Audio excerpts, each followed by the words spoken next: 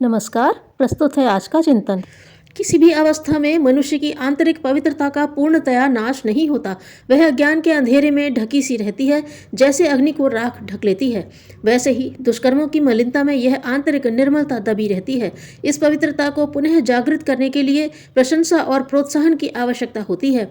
आत्मनिरीक्षण द्वारा अपनी शक्ति, श्रद्धा और विश्वास को जगाए रखें और प्रेरणा व प्रोत्साहन देकर दूसरों की पवित्रता पुनर्जीवित करने में सहयोग दें, तो इसे महान शुभ कर्म मानना पड़ेगा। सामाजिक सुव्यवस्था की नीति यही है कि सब मिलजुल कर एक दूसरे को महानता की ओर अग्रसर करने में सहयोग देते रहें। यह कार्य सद्विचारों और सत्कर्मों द्वारा सहज ही में पूरा हो जाता है। मानव जीवन की सार्थकता के लिए विचार पवित्रता अनिवार्य है। केवल मात्र ज्ञान, भक्ति और पूजा से मनुष्य का विकास एवं उत्थान नहीं हो सकता। पूजा, भक्ति और ज्ञान की उच्चता व श्रेष्ठता का व्यवहारिक रूप से प्रमाण देना पड़ता है।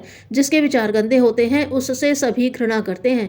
जहाँ वातावरण गंदा है वहाँ जाने से सभी को झिझक होती है।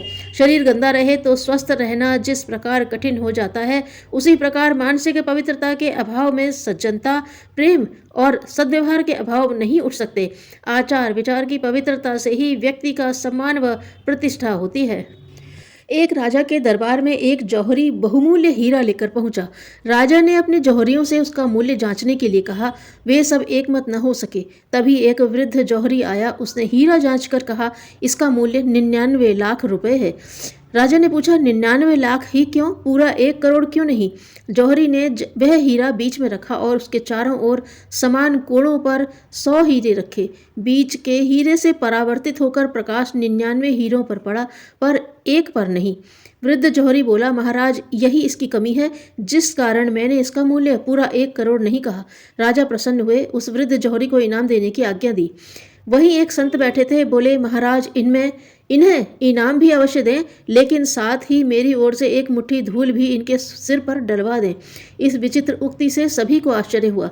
राजा ने इसका कारण पूछा। संत बोले, इनाम पाने की अपनी पात्रता तो यह आप सबके सामने सिद्ध कर चुके हैं, इसलिए वह इन्हें मिलना ही चाहिए। परंतु यह इतना आला दिमाग केवल पत्थरों की बारीकी परखने में जीवन भर लगाता रहा। ऐसा दिमाग देने वाले के बारे में इसने जरा भी गहराई से नहीं सोचा। सत्कार्यों में अपनी प्रतिभा जरा भी नहीं लगाई। इस प्रतिभा का सुनियोजन यदि हुआ होता तो यह क्या से क्या कर सकती थी। इनकी इसी कमी के कारण इन्हें एक शिक्षा मिलनी चाहिए। प्रतिभा, क्षमता होते हुए भी उसे अभिव्यक्त होने में हर तरह की परिस्थितियों से गुजरना पड़ता है। जो इतना धैर्य और लगन रखते हैं, संसार उन्हीं की प्रतिभाओं का लाभ ले पाता है। हर्षवर्धन ने सर्वमेध यज्ञ किया, वह सारा धन परमार्थ में ही नियोजित कर दिया। स्वयं निर्वाह योग्य साधन रखे, जबकि वे सम्राट होते हुए पूरी सुविधा से जी सकते थे। राजा जनक थे, पर ऋषि की तरह रहते थे। विदेह नाम से जाने गए जनक जीवन मुक्त स्थिति में उदार मना जीवन जीते थे। ईश्वर चंद्र विद्यासागर अपनी कमाई का थोड़ा सा निर्वाह योग्य अंश अपने लिए और शेष समाज के लिए खर्च करते थे। ऐसी उदारता ही सच्ची भक्ति कहलाती है। अनाचार को पदच्युत करने के और सदाचार को पदासीन करने के लिए चाहे कोई प्रत्यक्ष शस्त्र साधन भले ही अपने पास न हो, पर एक साधन अपने पास अभी भी है कि हम भले और बुरे का अंतर करना सीखें। देवताओं की हम प्रत्यक्ष सहायता न कर सकें तो भी उन्हें श्रद्धा, प्रशंसा, सम्मान, सहयोग, समर्थन तो प्रदान कर ही सकते हैं।